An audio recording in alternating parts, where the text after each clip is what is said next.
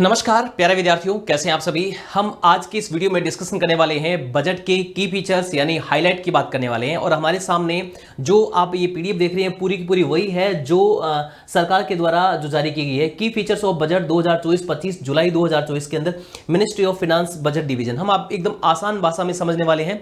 जो हाईलाइट्स जो बजट के थे ना उस पूरे को हम एकदम आसान भाषा में समझने वाले हैं। सबसे पहले तो हम आपको बता देते हैं कि लगातार 7वीं बार बजट पेश किया है वित्त मंत्री जो निर्मला सीतारमण ने है, उन्होंने 7वीं बार पेश किया। इससे पहले कि हम बात करते हैं तो 6 बार लगातार जो एक साथ पेश करने का जो रिकॉर्ड है मोरारजी देसाई के पास है। उन्होंने लगातार 10 बार टोटल 10 बार बजट पेश किया था और जो सीतारमण है उन्होंने 7 बार पेश किया।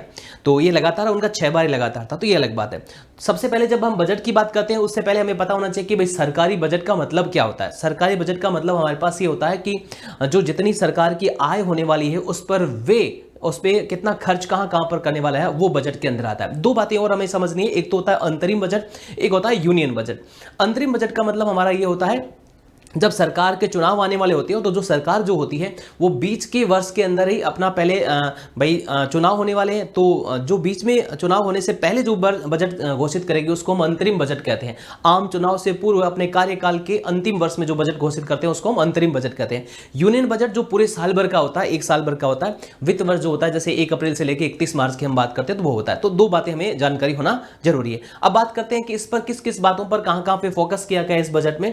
तो यहां पर सबसे खास इंपॉर्टेंट जो फोकस किया गया है, हम जो गवर्नमेंट के द्वारा जारी किया गया जो हाइलाइट्स है उसी को हम आपको बता देते हैं। ऊपर लिखा है road map for our pursuit of विकास विकसित भारत। विकसित भारत के लिए उन्होंने क्या क्या की फीचर इसके लिए रखे। 4 प्रमुख कास्ट उन्होंने बताई, 4 प्रमुख जातियां उन्होंने बना दी है। देखो पहले कहते थे ना कि भाई पहले जो जातियां क्या होती थी काम के आधार पर हुआ करती थी, वो बात सही है। अभी जो है ना ये एक उदाहरण में आप मात्र है। अभी जैसे 4 उन्होंने कास्ट बता दी। क्या कास्ट बता दी? एक तो अन्नदाता की बता दी, एक गरीब, एक युवा और एक महिला। ठीक है, तो पुराने जमाने में कहते हैं वर्ण व्यवस्था थी, तो मतलब काम के आधार पर जातियां हुआ करते। तो 4 इस कास्ट पर मेजर फोकस किया गया है। 4 कास्ट पर मेजर फोकस किया गया है। इस बजट की जो थीम है वो क्या रखी गई है, बजट की थीम जो रखी गई है उसके अंदर आपकी यही रखी गई है। पहला employment, skilling, MSME, middle class. Employment, skilling, MSME और मिडिल क्लास, ये 4 पॉइंट इसके मेजर रखे गए। एम्प्लॉयमेंट कैसे जनरेट किया जा सकता है, उसके बाद में स्किल कैसे बढ़ाई जा सकती है, क्योंकि अभी 2 बड़े चैलेंजेस आ रहे हैं, एक तो एआई और दूसरा चैट जीपीटी। तो इनसे निपटने के लिए क्या हमारे पास ऑप्शन हो सकता है, इसलिए स्किल डेवलप होना बहुत जरूरी है। और एमएसएमई जो सेक्टर है, जो लघु सूक्ष्म मध्यम जो उद्योग है, उन उद्योगों के लिए क्या क्या इंक्रीज किया गया है, क्या क्या निवेश की उसकी है और किस तरह से बेनिफिट है, वो चीजें इसमें है। और चौथा जो मिडिल क्लास जो है उन लोगों के लिए क्या, ये बजट की थीम रखी गई है। बात करते हैं प्रायोरिटीज के आधार पर, तो प्रोडक्टिविटी एंड एग्रीकल्चर, जो अन्नदाता की जैसे बात थी, एग्रीकल्चर की हम बात करते हैं, अन्नदाता की जो बात थी, तो कृषि ये जो पूरा का पूरा ट्रांसफॉर्मिंग एग्रीकल्चर रिसर्च, मतलब जो एग्रीकल्चर से रिलेटेड पूरा का पूरा जो रिसर्च है उसको और विकसित किया जाएगा। राष्ट्रीय सहयोग नीति जो है, नेशनल कॉर्पोरेशन पॉलिसी है, उसको और अधिक डेवलप किया जाएगा। आत्मनिर्भरता जो है, उस आत्मनिर्भरता में जितने भी जो बीज वगैरह जो होते हैं जैसे सरसों है, मूंगफली है, तिल है, सोयाबीन है, सूरजमुखी है, उसको और उन्नत करने का प्रयास किया जाएगा। और जो इसमें आत्मनिर्भरता के जो आपके जो एग्रीकल्चर से रिलेटेड है, जैसे सब्जी उत्पादन है आपका है, आपूर्ति श्रृंखला है, उसको और अच्छा सुदृढ़ किया जाएगा। नई किस्मों का रिलीज ऑफ न्यू वेराइटीज, नई 109 तरह की किस्में जो है उसको और ज़्यादा जलवायु के हिसाब से पूरा का पूरा देखा जाएगा, किसानों के लिए जारी किया जाएगा। नेचुरल फार्मिंग जो हम कहते हैं, प्राकृतिक जो खेती है उसको बढ़ावा देने के लिए 1 करोड़ से अधिक जो प्राकृतिक खेती के लिए जो है किसान उनको प्रेरित किया जाएगा। इसके अलावा इसके लिए जो 10,000 need based bio input resource centre भी एस्टेब्लिश किए जाएंगे। बात करते हैं आपका सिरपिम प्रोडक्शन और एक्सपोर्ट की। सिरपिम प्रोडक्शन और जो झींगा उत्पादन जिसको हम कहते हैं, तो उसको निर्यात को बढ़ावा देने के लिए भी प्रयास किया जाएगा। डिजिटल पब्लिक इंफ्रास्ट्रक्चर जो डीपीआई जिसको हम बोलते हैं, डीपीआई के लिए 3 वर्ष जो है, 3 वर्षों में किसानों के लिए उनकी भूमि को कवर करने के लिए कुछ प्लान बनाया जाएगा। 400 जो डिस्ट्रिक्ट है उनको लिए डिजिटल क्रॉप सर्वे उसमें किया जाएगा। जन समर्थन आधारित जो आपका किसान क्रेडिट कार्ड है, केसीसी है, उसको भी और उन्नत किया जाएगा, उसके लिए जारी की जाएगी। बात करते हैं एम्प्लॉयमेंट और स्किलिंग की। PM package 3 scheme for employment और लिंक इंसेंटिव्स, जो इस तरह से आपको जो रोजगार एवं कौशल की जो 4 बिंदु युवाओं के लिए जो जारी किए गए थे, उसके लिए रोजगार और कौशल के लिए पीएम पैकेज 3 तरह से लॉन्च किया गया। ये बहुत इंपॉर्टेंट है। जो नए जो है इसमें 3 कैटेगरी बनाई है। पहली कैटेगरी स्कीम ए फर्स्ट टाइमर। स्कीम ए फर्स्ट टाइमर जो फर्स्ट टाइम जो पहली बार जो जॉब करने वाले हैं उनके लिए गवर्नमेंट क्या करेगी, 15,000 रुपये उनको एक महीने का वेतन देने वाली है और 3 किस्तों में देने वाली है, वो 5-5 हज़ार रुपये की 3 किस्तों में देने वाली है। और इसमें कहा गया कि लगभग 2,10,000 युवाओं को इसमें बेनिफिट मिलने वाला है। स्कीम 2 की हम बात करते हैं तो फर्स्ट टाइम जो एम्प्लॉय करने वाले हैं, जो एफओ में रजिस्टर करने वाले हैं, उन लोगों को इसमें बेनिफिट मिलने वाला है।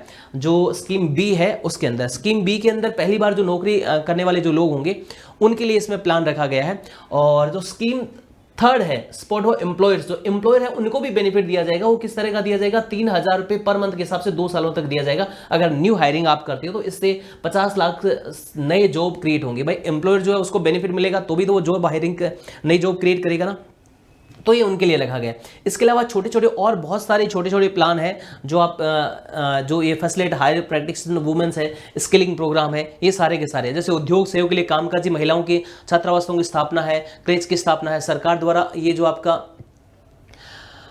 प्रवर्तित कोर्स में 7.5 लाख रुपए का ऋण है। हर साल 25,000 स्टूडेंट जो है उन 25,000 स्टूडेंट को क्या क्या हेल्प की जाएगी। और इसके अलावा फाइनेंशियल सपोर्ट की जब हम बात करते हैं तो घरेलू जो संस्थानों में उच्च शिक्षा के लिए 10 लाख रुपए से अधिक वित्तीय सहायता दी जाएगी। इसके अलावा 1 लाख जो छात्र उनको ई बाउचर दिए जाएंगे इसके अंदर है। और जो 10 लाख रुपए का जो लोन दिया जाएगा उसमें 3% जो ब्याज का जो है वो गवर्नमेंट के द्वारा किया जाएगा। इसके अलावा जब हम बात करते हैं स्किलिंग प्रोग्राम की तो ये जो फोर्थ पैकेज जो है इसके अंदर जो है 5 साल की अवधि में 20 लाख युवा जो है उनको कौशल दिया जाएगा। 1,000 से ज्यादा प्रशिक्षण संस्थानों को हब और स्पोक व्यवस्था के लिए तहत परिणाम के उन्मुखी बनाया जाएगा। पाठ्यक्रम सामग्री डिजाइन उद्योग कौशल आवश्यकताओं के अनुसार तैयार किया जाएगा। यानी कुल मिलाकर के 5 साल के अंदर 20 लाख युवाओं को स्किल किया जाएगा, ये इसके अंदर रखा गया। बात करते हैं inclusive human resource development and social justice की हम बात करते हैं तो यहाँ पर पूर्वोदय मतलब एरिया विशेष की बात करें, विकास भी और विरासत भी, यहाँ एरिया विशेष की बात चल रही है। तो यहाँ पर उनके लिए क्या प्लान रखा गया है, वो प्लान पूरा का पूरा यहाँ पर इसमें दे रखा है। सबसे पहले बिहार, झारखंड, पश्चिम बंगाल, ओडिशा, आंध्र प्रदेश जो है इसके अंदर ये पूरा का पूरा इसमें उनको बेनिफिट मिलेगा। गया जो है उसमें एक औद्योगिक नोड के विकास के लिए अमृतसर जो corridor, Amritsar Kolkata industrial corridor यहां पर बनाया जाएगा। इसके अलावा जो और जो बेनिफिट है यहां पर महिलाओं और लड़कियों को लाभ पहुंचाने वाली योजनाओं के लिए 3 लाख करोड़ रुपए का जो है अधिक आवंटन किया जाएगा। प्रधानमंत्री ये जो आपका है जनजातीय उन्नत ग्राम अभियान के तहत जो है इसके तहत 63,000 गांवों को कवर करते हुए आदिवासी समुदायों के लिए सामाजिक आर्थिक स्थिति में सुधार करने के लिए 5 करोड़ आदिवासी लोगों को इसमें बेनिफिट मिलने वाला है। बात करते हैं इंडिया पोस्ट पेमेंट बैंक, तो इंडिया पोस्ट पेमेंट बैंक के लिए 100 से अधिक शाखाएं स्थापित की जाएगी। आंध्र प्रदेश, भाई साहब आंध्र प्रदेश को तो देना ही पड़ेगा, आंध्र प्रदेश है उसको भी 15,000 करोड़ रुपए का फाइनेंशियल ईयर के लिए अलग से वित्तीय व्यवस्था सहायता की जाएगी। इसके अलावा जो मोस्ट इंपॉर्टेंट यहाँ एक और चीज है कि विशाखापट्टनम चेन्नई औद्योगिक गली जो आपका कॉरिडोर है उसको भी उसके लिए भी अलग से प्लान रखा गया है। मैन्युफैक्चरिंग एंड सर्विसेज की बात करते हैं, मैन्युफैक्चरिंग एंड सर्विसेज की बात करते हैं तो मैन्युफैक्चरिंग एंड सर्विसेज के अंदर जो आपका एमएसएमई है उसको उन्नत किया जाएगा और ऋण गारंटी योजना को भी और विस्तृत किया जाएगा। इसके अलावा मुद्रा जो ऋण है उसमें 10 लाख रुपए की जो सीमा थी उसको बढ़ा करके 20 लाख रुपए कर दिया गया, ये इंक्रीज किया गया। हालांकि इतना ज्यादा भी नहीं है लेकिन 10 लाख रुपए का इसमें थोड़ा और इंक्रीज किया गया है। बात करते हैं आपकी खाद्य वितरण गुणवत्ता सुरक्षा परीक्षण के लिए जो एमएसएमई इकाई है उनको और विकसित किया जाएगा। राष्ट्रीय औद्योगिक जो कॉरिडोर है विकास कार्यक्रम के लिए 12 औद्योगिक पार्क भी स्थापित किए जाएंगे, 12 जो औद्योगिक पार्क है वो भी स्थापित किए जाएंगे। बीजीएफ समर्थन के लिए पीपीपी मॉडल पे औद्योगिक श्रमिकों के लिए छात्रावास भी तैयार किए जाएंगे जो है और इसमें तैयार किया जाएगा। इसके अलावा इंटर्नशिप के लिए एक बहुत बढ़िया चीज़ है, इंटर्नशिप के लिए बहुत बढ़िया क्या है, ये जो युवा है जो तैयारी जो इंटर्नशिप के जो अपॉर्चुनिटी है 5 वर्षों में 1 करोड़ युवाओं को 500 शीर्ष कंपनियों में इंटर्नशिप के अवसर मिले जाएंगे उसमें। और इसके लिए पैसा भी मिलेगा, CSR फंड के माध्यम से 5,000 रुपये प्रतिमाह का भत्ता, 6,000 रुपये की एकमुश्त सहायता इसमें मिलने वाली है। तो ये बहुत बढ़िया भाई इंटर्नशिप का बेनिफिट मिलने वाला है सारा का सारा। बात करते हैं अर्बन डेवलपमेंट की, जो अर्बन डेवलपमेंट है वो किस तरह से किया जाएगा। सबसे पहले बात करते हैं स्टाम्प ड्यूटी की, जो है स्टाम्प ड्यूटी है, स्ट्रीट मार्केट है, ट्रांजिट ओरिएंटेड डेवलपमेंट है, वाटर मैनेजमेंट है, इसके लिए अलग विशेष रूप से पैकेज रखे गए। क्या क्या है देख लीजिएगा एक बार ध्यान से।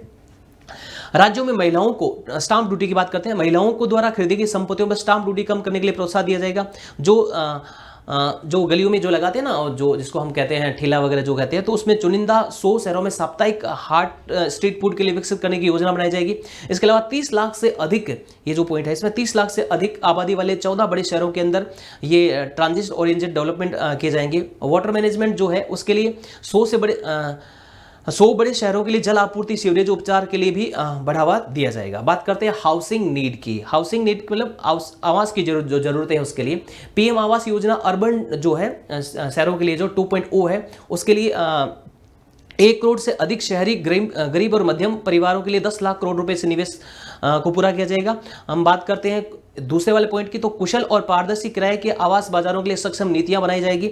अब बात करते हैं एनर्जी की। एनर्जी के लिए इसमें क्या प्लान किया गया है, एनर्जी सिक्योरिटी के लिए क्या प्लानिंग किया गया है, देख लीजिएगा पूरा का पूरा। परमाणु ऊर्जा निजी क्षेत्र के साथ में पहल बढ़ेगी, initiative with the private sector in the nuclear energy, और पंप्ड स्टोरेज पॉलिसी है, AUSC थर्मल पावर प्लांट्स है, और एनर्जी ऑडिट है, इसमें भी इन्वेस्टमेंट किया जाएगा, बड़ा प्लान इसमें है। भारत लघु रिएक्टर की स्थापना की जाएगी, बिजली भंडार नवीनीकरण किया जाएगा, और ऊर्जा जो लेखा परीक्षण है उसमें 60 क्लस्टरों के लिए निवेश ग्रेड भी तैयार किया जाएगा। AUST के अंदर 800 मेगावाट का पूर्ण पैमाने का वाणिज्य संयंत्र स्थापित करने का पूरा प्लान है। अब बात करते हैं और बड़े प्रोजेक्ट की, हम बात करते हैं तो प्रधानमंत्री सूर्य जो घर मुफ्त बिजली योजना है उसमें देखो 1 करोड़ परिवारों को मुफ्त बिजली हर महीने 300 यूनिट, और अब तक 1.28 करोड़ पंजीयन जो 14 लाख आवेदन जिन्होंने किया उनको मिल चुका है। तो ये भी बड़ा प्रोजेक्ट है जो पहले प्रधानमंत्री ने घोषणा की थी, उसको बजट के अंदर रखा भी है। बात करते हैं इंफ्रास्ट्रक्चर की। इंफ्रास्ट्रक्चर पर देखिए किस तरह से क्या क्या जो इन्होंने प्लान बताया है। इंफ्रास्ट्रक्चर जो है उसके अंदर किस तरह से सारा का सारा प्लान इनका है इंफ्रास्ट्रक्चर का। इंफ्रास्ट्रक्चर की जब हम बात करते हैं तो बुनियादी जो ढांचा है उस बुनियादी ढांचे के लिए 11,11,111 करोड़ का प्रावधान जो GDP का 3.4% है। इसके अलावा जो संसाधन आवंटन के लिए 1.5 लाख करोड़ रुपए है। PMGSY के लिए 25,000 ग्रामीण बस्तियों को हर मौसम से कनेक्टिविटी करने के लिए शुरू किया जाएगा वापस से। उसके बाद में सिंचाई और बाढ़ के लिए इरिगेशन एंड फ्लड मिटिगेशन के लिए भी जो प्लान है वो किस तरह से है। कोसी मेची अंतर्राज्य संपर्क और 20 अन्य चालू योजनाओं जैसे कि 11,500 करोड़ की अनुमानित लागत वाली परियोजना को शुरू किया जाएगा। असम, सिक्किम और जो उत्तराखंड है बाढ़ प्रबंधन के लिए उसके लिए भी सहायता के लिए पूरी की पूरी राशि रखी जाएगी। इंफ्रास्ट्रक्चर और टूरिज्म की हम बात करते हैं, जब टूरिज्म की हम बात करते हैं तो टूरिज्म के अंदर हम बात करते हैं तो विष्णुपद मंदिर कॉरिडोर और महाबोधि मंदिर कॉरिडोर का विकास काशी विश्वनाथ मंदिर कॉरिडोर की तर्ज पर किया जाएगा। ये पहले वाला जो पॉइंट जो है इसके बात करते हैं। दूसरा जो है कॉम्प्रिहेंसिव डेवलपमेंट की बात करते हैं तो राजगीर के लिए व्यापक विकास की जो हिंदू, बौद्धों और जैनियों के लिए धार्मिक महत्व रखती है। उसके नालंदा जो विश्वविद्यालय उसको गौरवशाली स्वरूप में पुनर्जीवित करने के लिए नालंदा को एक पर्यटन केंद्र के रूप में विकसित किया जाएगा, और ये पूरा का पूरा। इसके अलावा उड़ीसा जो है उसमें भी प्राकृतिक सुंदरता, मंदिर, स्मारक वगैरह है, इसके लिए पूरा प्लान किया गया है। इनोवेशन, रिसर्च, डेवलपमेंट की बात करते हैं तो यहां पर जो है बुनियादी अनुसंधान प्रोटोटाइप विकास करने के लिए राष्ट्रीय अनुसंधान कोष की स्थापना की जाएगी, और 1 लाख करोड़ के वित्त पोषण पूल के साथ वाणिज्यिक पैमाने में निजी क्षेत्र द्वारा संचालित जो है उसका अनुसंधान और नवाचार किया जाएगा। अंतरिक्ष अर्थव्यवस्था के लिए 1,000 करोड़ उद्यम पूंजी कोष स्थापित की जाएगी।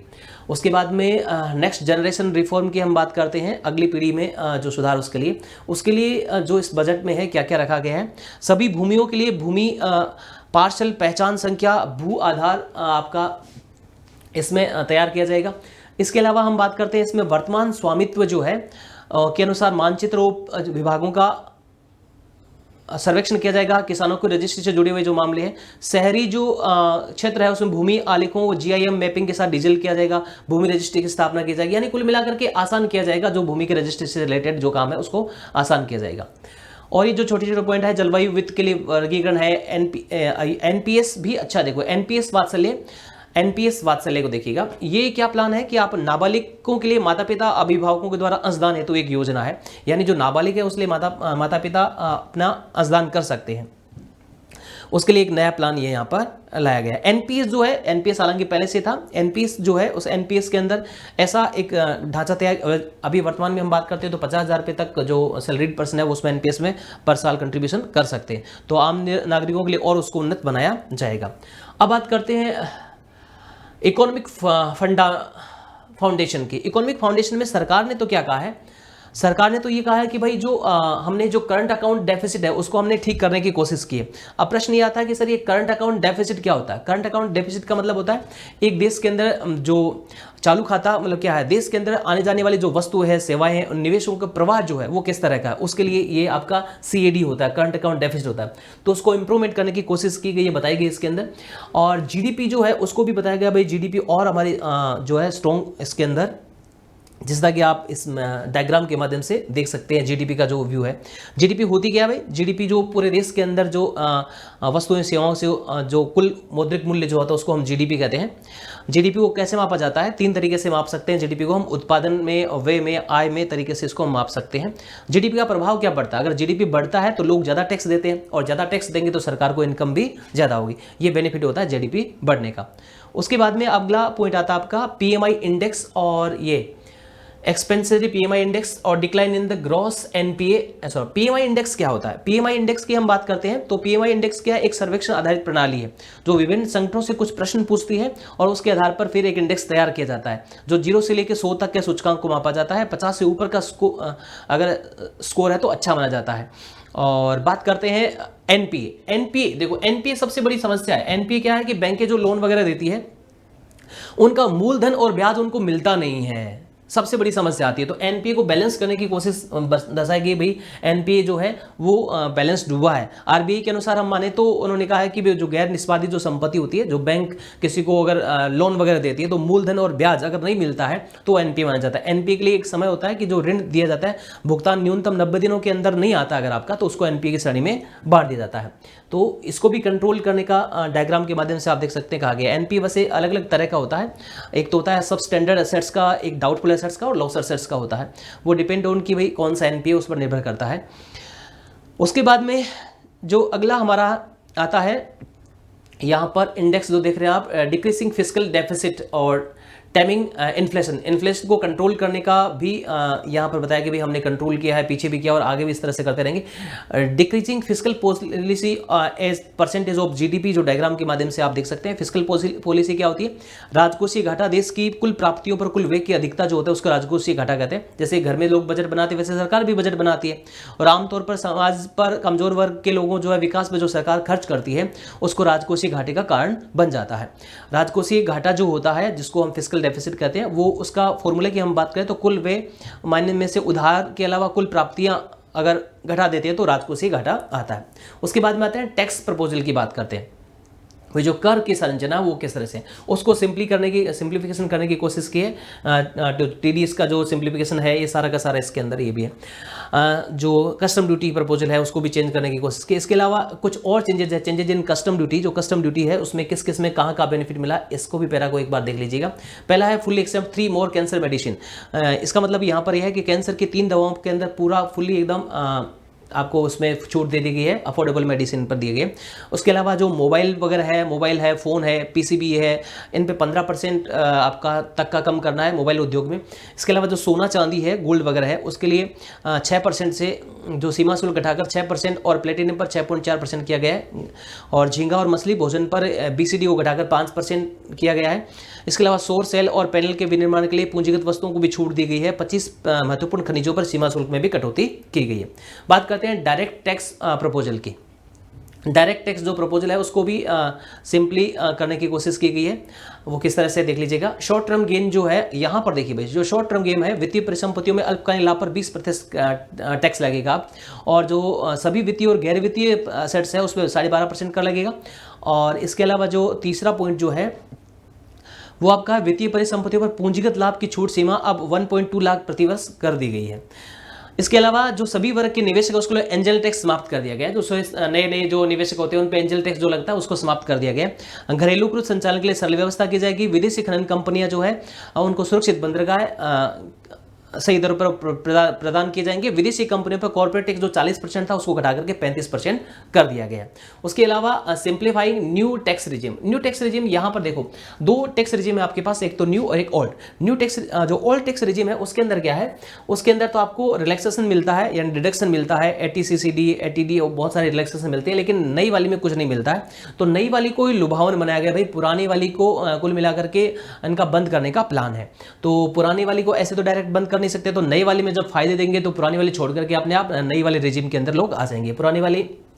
नई वाली में कुछ बेनिफिट इसने दिया है कि सेविंग अप टू 17,500, ये एक्स्ट्रा बेनिफिट मिलने वाला है। सिंप्लीफाइंग न्यू, अगर आपकी इनकम 0 से 3 लाख है तो कुछ नहीं देना है, 3 से 7 लाख है तो 5% देना है, यानी आपकी जो 3 से 7 है 4 लाख रुपए की इनकम उसको 5% टैक्स देना है, 7 से 10 लाख है 10%, 10 से 12 लाख है तो 15%, 12 से 15 है तो 20% और 15 लाख से ज़्यादा तो 30% आपको टैक्स इसमें देना होगा।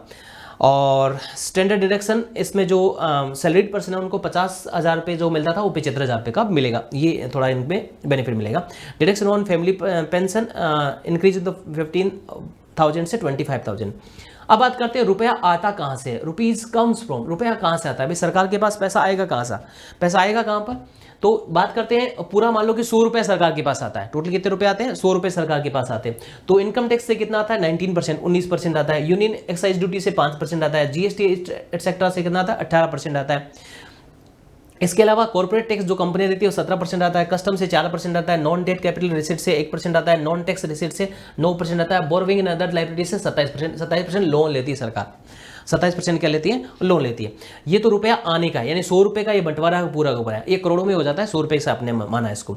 रुपया जाएगा कहाँ पर, जो भी सरकार के पास पैसा आता है वो जाता कहाँ पर है, कहाँ पर सरकार खर्च करती है उस पर बात करते हैं। पेंशन पर 4%, अदर एक्सपेंडिचर में 9%, सेंट्रली जो स्पॉन्सर्ड स्कीम है उस पर 8%, फाइनेंस कमीशन एंड अदर्स पे 9% है, state share of the tax and duties 21%, सरकार को राज्यों को वापस देना भी तो पड़ता है ना भाई, वो 21% एक बड़ा अमाउंट जाता है, 8% डिफेंस पे, 6% सब्सिडी पे जाता है, सेंट्रल सेक्टर स्कीम पे 16% जाता है, और इंटरेस्ट पेमेंट में 19% चला जाता है। भाई साहब जो आप लोन देते हो ना यहाँ पर, ये जो आप लोन ले रहे हो यहाँ पर 27% जो लोन ले रहे हो, ये जो तो उसमें से 19% तो आपका उसका इंटरेस्ट देने में चला जाता है, यानी 100 रुपये जो आपकी इनकी हुई 19 रुपये तो इसमें चली जाती है।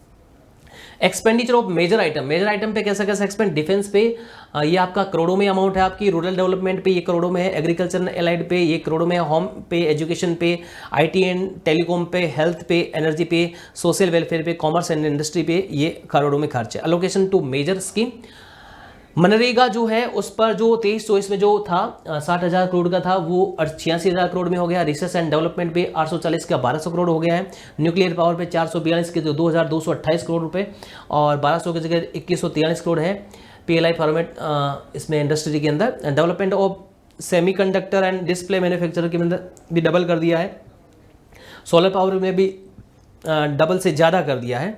डायरेक्ट बेनिफिट ट्रांसफर एलपीजी के अंदर 180 से 1500 करोड़ कर दिया है इन्होंने। Lines of credit under idea scheme के लिए 1300 की जगह 3,800 स्कीम कर दिया। बात करते हैं रिसीट, गवर्नमेंट के पास कैसे कैसे रिसीट आती है भाई, एक तो रेवेन्यू रिसीट और दूसरी कैपिटल रिसीट आती है। रेवेन्यू रिसीट जो रेगुलर नेचर की होती है, जो आपका इसको हम कह सकते हैं जो रिकरिंग नेचर की होती है, और capital receipt non recurring nature की होती है। तो रिसीट का जो है नेचर कैसे कैसे गवर्नमेंट के पास कैसे कैसे आता है वो डायग्राम के माध्यम से बताया कि भाई हमारा बढ़ा है, रेवेन्यू नेचर वाली जो ज़्यादा बढ़ाई है। सरकार को राजस्व प्राप्तियों में गैर ऋण पूंजी प्राप्तियाँ इसमें शामिल होती है, जैसे ब्याज प्राप्तियाँ हैं, लाभांश है, ये रेवेन्यू के अंदर आती है, ब्याज लाभांश है, ये सारी चीज़ें इसमें अंदर आती है। और जो पूंजीगत प्राप्तियाँ उसकी बात करते हैं, लोन वगैरह जो है ना वो इसके अंदर आती है। और लोन कहाँ से लेते हैं भाई, जनता से सरकार लेती है, विदेशी सरकार से लेती है, और आरबीआई से लोन लेती है। एक्सपेंडिचर की हम बात करते हैं तो एक्सपेंडिचर में भी दो तरह के, रेवेन्यू एक्सपेंडिचर और effective capital expand. Effective word इन्होंने ऐड किया कि भाई हमने जो कैपिटल एक्सपेंड किया वो इफेक्टिव किया है ना, ये एक्सपेंडिचर के अंदर उन्होंने ऐड किया। रेवेन्यू एक्सपेंडिचर की हम बात करते हैं तो जैसे ऋण पर ब्याज शुल्क या सब्सिडी है, इन पे खर्चा करना है। और कैपिटल एक्सपेंडिचर की हम बात करते हैं तो पूंजीगत वे वो सरकार मशीन पे, उपकरण पे, भवन पे, स्वास्थ्य सुविधाओं पर, शिक्षा पर आदि पे जो खर्च करते हैं वो कैपिटल एक्सपेंडिचर के अंदर आता है। तो ये की पॉइंट है सारे के सारे जो सरकार के द्वारा खुद के द्वारा जो जारी किया गया था, वो जो हाइलाइट्स तो थी उसी में से मैंने आपको बताया कि कहाँ कहाँ पर कैसा कैसा पूरा का पूरा गवर्नमेंट का प्लान है, उन्हीं के द्वारा ये जारी किया गया है। देखिए जुलाई में इसलिए आया अभी, वैसे तो फरवरी के अंदर बजट आपका हो जाता है, बट जुलाई में इसका आने का कारण क्या है, पहले चुनाव नहीं हुए थे, चुनाव नहीं हुए तो उससे पहले चुनाव की अवधि के दौरान का बजट जारी कर दिया गया था, यानी आपका मार्च से लेकर के जून तक का तो हो गया था। अब जो हो गया पूरा का पूरा जुलाई से लेकर के मार्च तक का ही है ना, जो 1 जुलाई से लेकर के ये आपका पूरा का पूरा 31 मार्च तक ऐसे ऐसे सरकार इनकम यहाँ से प्राप्त करेगी और यहाँ पे खर्च करेगी, पूरा का पूरा ये है आपका। संक्षेप में बताने की मैंने कोशिश की है आपको सबको ने। Thank you so much.